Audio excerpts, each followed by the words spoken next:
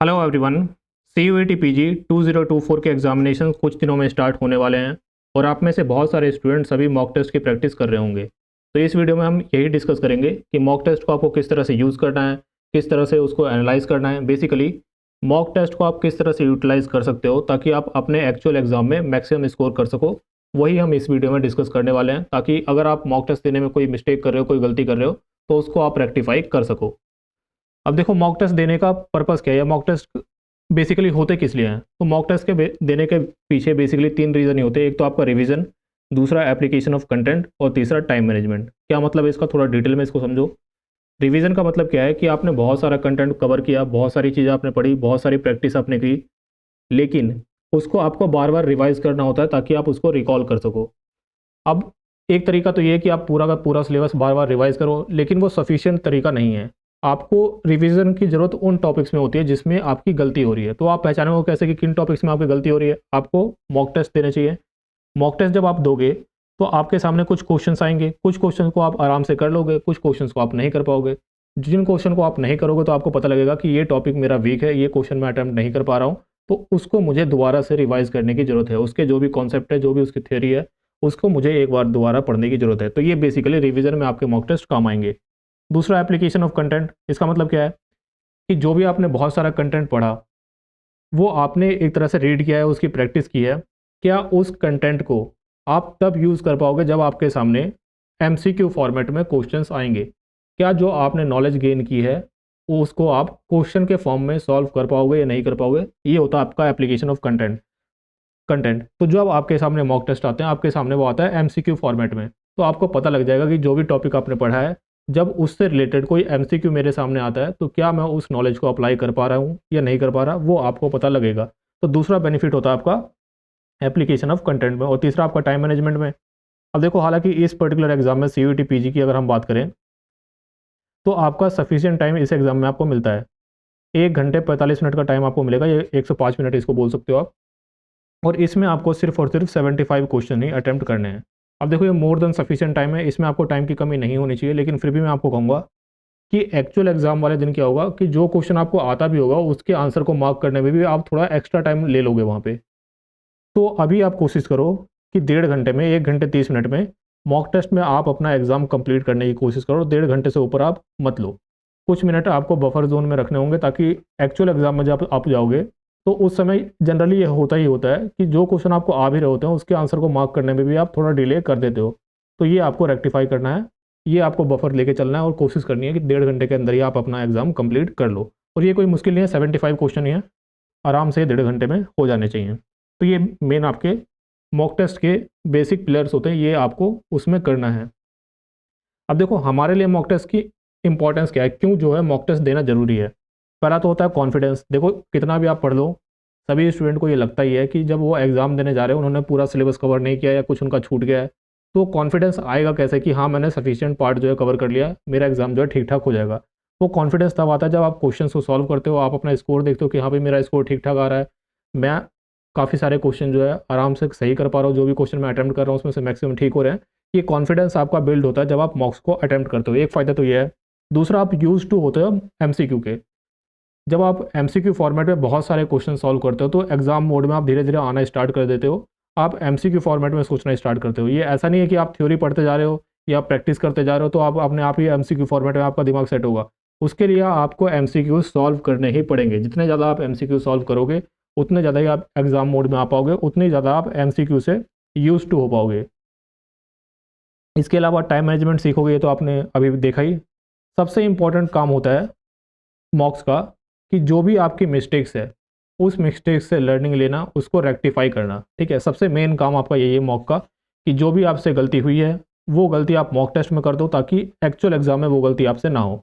तो ये गलतियाँ आपको पहचाननी है मॉक टेस्ट के दौरान और उसको रेक्टिफाई करना है। तो इसको हम देखते हैं डिटेल में कि इन गलतियों को हम कैसे पहचानेंगे, कैसे उसको रेक्टिफाई करने की कोशिश करेंगे। तो देखो, एग्ज़ाम में जो आपके क्वेश्चंस होते हैं उसमें गलतियाँ जो होती है वो 4 वजहों से हो सकती हैं।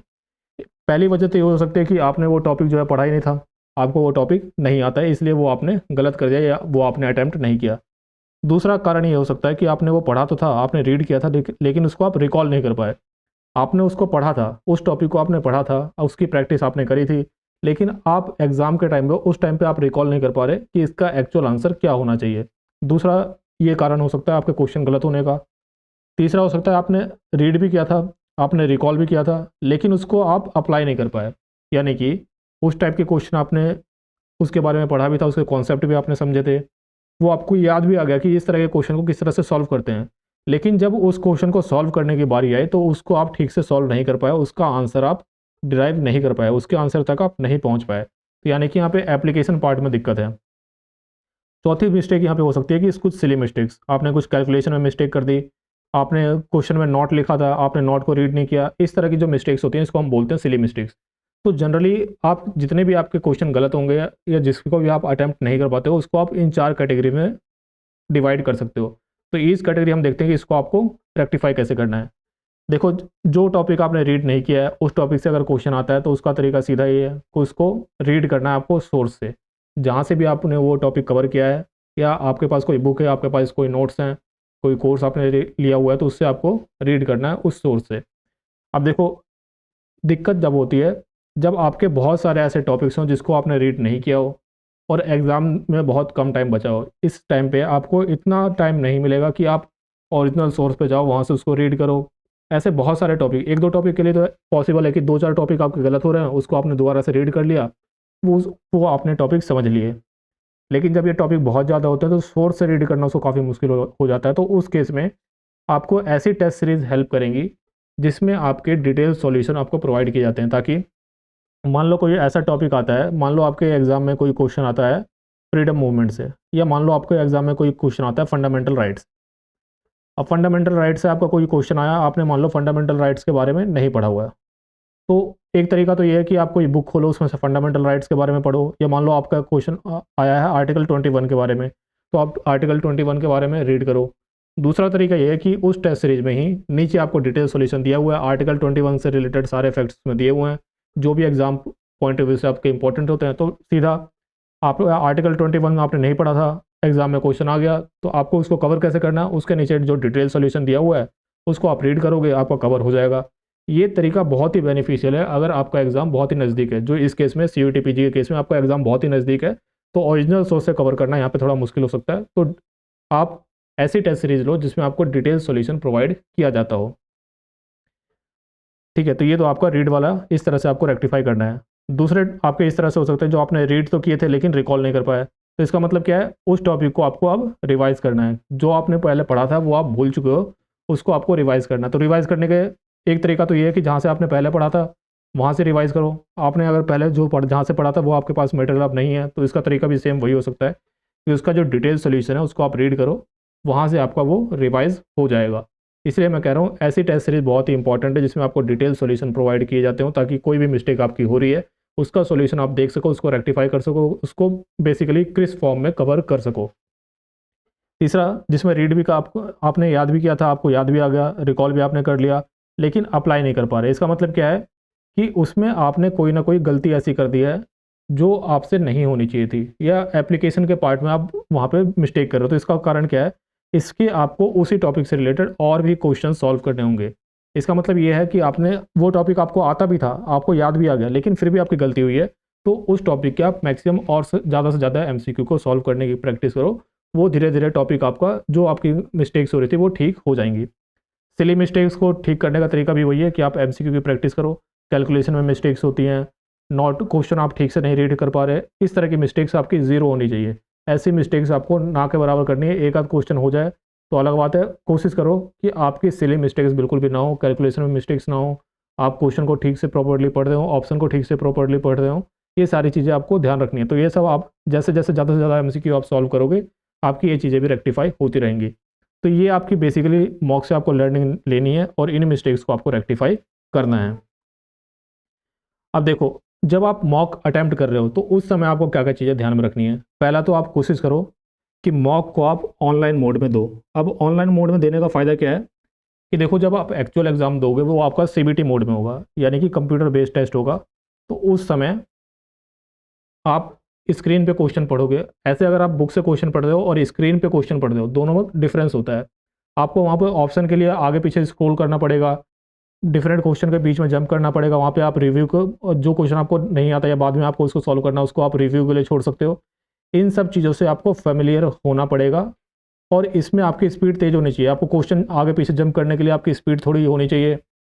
इसी तरह से क्वेश्चन किस तरह से जंप करना है, आपको मार्क करना है, वो याद रखना है, ये सारी चीज़ों से आप फेमिलियर होने चाहिए। तो आप कोशिश करो कि मॉक आप ऑनलाइन मोड में दो, और अगर आपके पास लैपटॉप या डेस्कटॉप है तो वो आपके लिए बेस्ट रहेगा।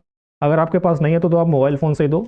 अगर आपके पास लैपटॉप या डेस्कटॉप की फैसिलिटी अवेलेबल है तो आप कोशिश करो कि आप अपने जो मॉक्स हैं वो लैपटॉप पे ही दो या डेस्कटॉप पे दो, ठीक है। ये आपको ध्यान रखना है कि ऑनलाइन मोड में आपको देने हैं। आपको ऑनलाइन मोड से फेमिलियरिटी जो है वो वहाँ पे एस्टेब्लिश करनी है। दूसरा है क्लासीफाई करना है आपको मॉक्स से। कुछ क्वेश्चन आपके ऐसे होंगे जो आपको 100% आते होंगे और आपने वो मॉक्स में करेक्ट कर लिए, वो उन क्वेश्चन को एक बार आप छोड़ सकते हो, उससे आप आगे बढ़ सकते हो। कुछ क्वेश्चंस ऐसे होंगे जो आपको लगता था कि आपको आते हैं लेकिन आपको गलत हो गए, या आपको नहीं आते थे तुक्के से आपके ठीक हो गए। ऐसे जो भी क्वेश्चंस है इनको आपको रेक्टिफाई करना है। और कुछ क्वेश्चंस ऐसे होंगे जो आपको आते ही नहीं थे, इनको भी आपको रेक्टिफाई करना है। कैसे रेक्टिफाई करना है? उसके सॉल्यूशन को रीड करना है, उसको समझना है, और उसकी जो भी आपने पीछे मैंने बताया इसी मेथड को यूज़ करके उसके सॉल्यूशन को रीड करके उस टॉपिक को आपको कवर करना है। उसमें जो भी गलती आपकी थी हो रही थी उसको आपको ठीक करना है। तो ये आपका एनालिसिस पार्ट में आएगा। तो जब भी आप मॉक अटेम्प्ट कर रहे हो इन तीनों चीज़ों का ध्यान रखो कि ऑनलाइन मोड में आप दे रहे हो, अगर लैपटॉप या डेस्कटॉप की फैसिलिटी है तो उस पर आप दो। कम से कम एग्ज़ाम के 2-3 दिन पहले कोशिश करो कि आप लैपटॉप या डेस्कटॉप पे 1-2 टेस्ट तो आप दे दो, और कोशिश करो कि जिस टाइम पे आपका एक्चुअल एग्ज़ाम होना है उसी टाइम पे आप मॉक को दो। दूसरा उसमें क्लासीफाई करो, जिन क्वेश्चंस को आपने गलत किया तुक्के से आपके सही हो गए हैं उनके सॉल्यूशन को रीड करो, देखो आपने कहाँ पे मिस्टेक की है, कहीं आपने कैलकुलेशन में कोई मिस्टेक तो नहीं कही, या फिर जिस फॉर्मेट पे उसको सॉल्व करना था आपने उस तरह से ना सोच के किसी और तरह से आपने सोचा। इन सारी चीज़ों को आपको देखना है और एनालिसिस करके उसके सॉल्यूशंस को रीड करना है। ये 4-5 काम आप करोगे तो आराम से आप अपने मॉक्स के थ्रू ही ज़्यादा से ज़्यादा क्वेश्चन की प्रैक्टिस कर पाओगे और अपने स्कोर को इम्प्रूव कर पाओगे। अब देखो बहुत सारे स्टूडेंट फ्री मटेरियल के रिगार्डिंग पूछते हैं, तो जो आपके एक मॉक टेस्ट है वो आपके फ्री मटेरियल सेक्शन में आपको मिल जाएगा। यहाँ पे जाओगे आप तो आपको पॉलिटिकल साइंस का मॉक टेस्ट मिल जाएगा, महाराष्ट्र सीईटी का, और मंथली करंट अफेयर के मॉक टेस्ट आपको मिल जाएंगे। और COQP11 जो आपका पेपर कोड है CUET PG में, इसका मॉक टेस्ट आपको फ्री ऑफ कॉस्ट मिल जाएगा। इसके अलावा बहुत सारे स्टूडेंट पूछते हैं कि जो यूट्यूब पर लेक्चर्स अपलोड हो रहे हैं इसके PDF हमें कहाँ मिलेंगे या स्टडी मटेरियल हमें कहाँ पे मिलेगा। तो ऐप के अंदर ही जो फ्री मटेरियल वाला सेक्शन है उसके अंदर ही आपको सारी PDF जो यूट्यूब पे वीडियोस अपलोड होती हैं उसकी PDF आपको वहाँ पे मिल जाती है। जैसे जीके की कोई भी वीडियो आपके उसको PDF चाहिए आप तो जीके के सेक्शन में जाओगे आपको मिल जाएगी, इंग्लिश की इसी तरह से मिल जाएंगी, प्रीवियस ईयर क्वेश्चन चाहिए तो वो आपको मिल जाएंगे। तो ये सारी चीज़ें आप मॉक टेस्ट भी और ये सारा मटेरियल भी जो हमारे ऐप का फ्री मटेरियल सेक्शन है उससे जाके आप एक्सेस कर सकते हो। ऐप का लिंक आपको डिस्क्रिप्शन बॉक्स में मिल जाएगा, एंड्रॉयड के लिए भी है और iOS के लिए भी। ऐप को आप डाउनलोड करो, जैसे ही आप डाउनलोड करके लॉगिन करोगे टॉप लेफ्ट कॉर्नर में आपको 3 ऐसे लाइनअप्स मिलेगी, उसमें आप जाना तो आपको फ्री मटेरियल वाला सेक्शन मिल जाएगा। वहाँ से आप मॉक टेस्ट भी अटेम्प्ट कर सकते हो और फ्री मटेरियल भी एक्सेस कर सकते हो। इसके अलावा जिस स्टूडेंट को मॉक टेस्ट वगैरह लेने तो मॉक टेस्ट पर भी डिस्काउंट चल रहा है, आपको कूपन कोड यूज़ करना है PG2024। कैसे यूज़ करना वो मैं अभी आपको बता दूंगा। तो इसके थ्रू आप मॉक टेस्ट जो है ले सकते हो, डिस्काउंट आपको मिल जाएगा 50% का, तो 750 रुपीज़ में आपको मॉक टेस्ट देखने को मिल जाएंगे। अब देखो मॉक टेस्ट जो है किस तरह से होना चाहिए, तो जनरली तो मैं सजेस्ट करता हूँ कि आपके मॉक टेस्ट में 3 टाइप के टेस्ट होने चाहिए। एक तो topic wise test, sectional test जो एक सब्जेक्ट के होते हैं, और फुल लेंथ टेस्ट होने चाहिए। लेकिन अभी क्योंकि एग्ज़ाम बहुत पास है तो आपके टॉपिक वाइज टेस्ट और सेक्शनल टेस्ट होपफुली आपने ऑलरेडी अटैम्प्ट कर लिए होंगे। अब आपको फुल लेंथ टेस्ट पे फोकस करना चाहिए क्योंकि एग्ज़ाम बहुत नज़दीक है, आपको ज़्यादा से ज़्यादा एग्ज़ाम मोड में अपनी प्रैक्टिस को करना चाहिए। तो फुल लेंथ टेस्ट इसमें 15 है, 5 आपके सेक्शनल टेस्ट है हर सब्जेक्ट के, मंथली करंट अफेयर टेस्ट हैं, इसके अलावा टॉपिक वाइज टेस्ट हैं, हिंदी इंग्लिश दोनों मीडियम में ऑनलाइन मोड में जिस तरह से एक्चुअल आपका एग्जाम में होता है। और सबसे इंपॉर्टेंट हर क्वेश्चन का आपको डिटेल सॉल्यूशन प्रोवाइड किया जाएगा। इसके अलावा क्रैश कोर्स भी है। अब देखो क्रैश कोर्स का बहुत ज़्यादा बेनिफिट नहीं होगा, फिर भी कोई ऐसा स्टूडेंट है जिसने डिसाइड किया कि मुझे प्रिपरेशन करनी है वो नहीं कर पा रहा, आपको ये है कि मुझे एग्ज़ाम देना ही देना है, किसी तरह से क्लियर करना ही करना है, तो उस केस में आप जो 30 डेज़ वाला क्रैश कोर्स है इसको परचेज़ कर सकते हो। इसमें कितना टाइम आपको देना पड़ेगा, तो अराउंड मैं आपको बताऊँ तो इसमें आपका 50 to 60 आवर्स अगर इसमें आप देते हो तो आप आराम से इस कोर्स का जो मटेरियल है उसको आप कंज्यूम कर पाओगे। ठीक है, कम से कम 50 से 60 घंटे आपको इस कोर्स में देने पड़ेंगे तो आप कवर कर पाओगे। उसके बाद आपको प्रैक्टिस करनी पड़ेगी। तो अगर आपको देना ही देना है एग्जाम में तो आप क्रैश कोर्स चाहो तो ये भी ले सकते हो। इसमें आपको कूपन कोड यूज़ करना है FIRST20 FIRST20, तो आपको 20% का डिस्काउंट मिल जाएगा 2800 में। ये मॉक टेस्ट आप ले सकते हो। बाकी टेस्ट सीरीज में मैंने आपको बताया PG2024 अभी डिस्काउंट चल रहा है, इसको आप यूज़ करोगे तो 50% का डिस्काउंट आपको मिल जाएगा और 750 रुपीज़ में आप मॉक टेस्ट को परचेज़ कर पाओगे। किस तरह से परचेज़ करना है, या तो आप ऐप आपने डाउनलोड की हुई है तो ऐप में आपको दिख जाएगा, वहाँ से आप ले सकते हो, या फिर वेबसाइट पे आप आओगे तो यहाँ पे आपको जैसे ये मॉक टेस्ट का ऑप्शन आपको दिख रहा है, इसमें जाओगे आप गेट दिस कोर्स, तो यहाँ पे देखो आपको ये अवेलेबल ऑफर में दिखाएगा PG2024, इसको आप यहाँ पे अप्लाई कर दोगे और यहाँ पे जैसे ही आप अप्लाई करोगे आपका जो प्राइस है यहाँ पे 750 आ जाएगा। इन केस मान लो यहाँ पे अवेलेबल ऑफर में PG2024 नहीं दिखाता तो नीचे आपको एक अलग से ऑप्शन मिल जाता है कूपन कोड अप्लाई करने का। कैसे दिखता है वो मैं एक बार आपको दिखा देता हूँ। जैसे नीचे जाओगे यहाँ पे आपको मिलेगा हैव अ कूपन कोड, तो यहाँ पे जाके आप कूपन कोड टाइप भी कर सकते हो। इसके अलावा चैनल पे ऑलरेडी बहुत सारी वीडियोस अपलोडेड हैं। अब देखो मैथ्स हो गया, रीजनिंग हो गई, इनकी वीडियोस आपको और भी बहुत सारे चैनल पे मिलेंगी और ये मोस्ट प्रोबेबली आप सबने कवर भी कर लिया होगा। कुछ ऐसे टॉपिक्स होते हैं जो यूट्यूब पे आपको आसानी से नहीं मिलते, जिनको आपको कवर करने में बहुत दिक्कत है। जैसे आपका ट्रेड अवेयरनेस वाला टॉपिक है, कि आपके स्ट्रेटेजी के टॉपिक्स होते हैं, sports current affair static sports, जो इस एग्जाम के पर्सपेक्टिव से इंपॉर्टेंट है। लीगल अवेयरनेस का टॉपिक है आपका। इसके अलावा अवार्ड्स ऑनर्स वाले इस तरह के टॉपिक्स होते हैं और इंपॉर्टेंट लीगल टर्म्स और मैक्सिम्स होती हैं, इंग्लिश का टॉपिक। ये सारे टॉपिक्स जो आपको आराम से यूट्यूब पे आपको अवेलेबल नहीं होंगे वो सारे यहाँ पे अपलोड किए गए हैं। प्लेलिस्ट में जाओगे तो आपको प्लेलिस्ट भी देखने को मिल जाएगी। यहाँ पे आप देख सकते हो इंग्लिश की प्लेलिस्ट है, जीके की प्लेलिस्ट है, प्रीवियस ईयर क्वेश्चंस के सॉल्यूशन यहाँ पे आपको मिल जाएंगे, कंप्यूटर की प्लेलिस्ट और भी सारे वीडियोज़ वगैरह यहाँ पे आपको देखने को मिल जाएंगे। तो इस वीडियो का आप लाभ उठाइए। जो इसकी PDF वगैरह होती है वो जैसे कि मैंने आपको बताया ऐप के फ्री मटेरियल सेक्शन में आपको मिलेंगी।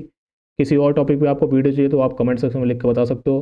कोई और आपको हेल्प चाहिए, जैसे मॉक टेस्ट के रिगार्डिंग बहुत सारे स्टूडेंट्स की क्वेरी आ रही थी कि किस तरह से मॉक टेस्ट को यूटिलाइज करें, मॉक टेस्ट में स्कोर कम आ रहा है कैसे इंप्रूव करें, तो होपफुली आपको इस वीडियो से हेल्प मिली होगी। कोई और आपकी क्वेरी है, किसी और टॉपिक पे आपको वीडियो चाहिए तो आपको कमेंट सेक्शन में लिखो।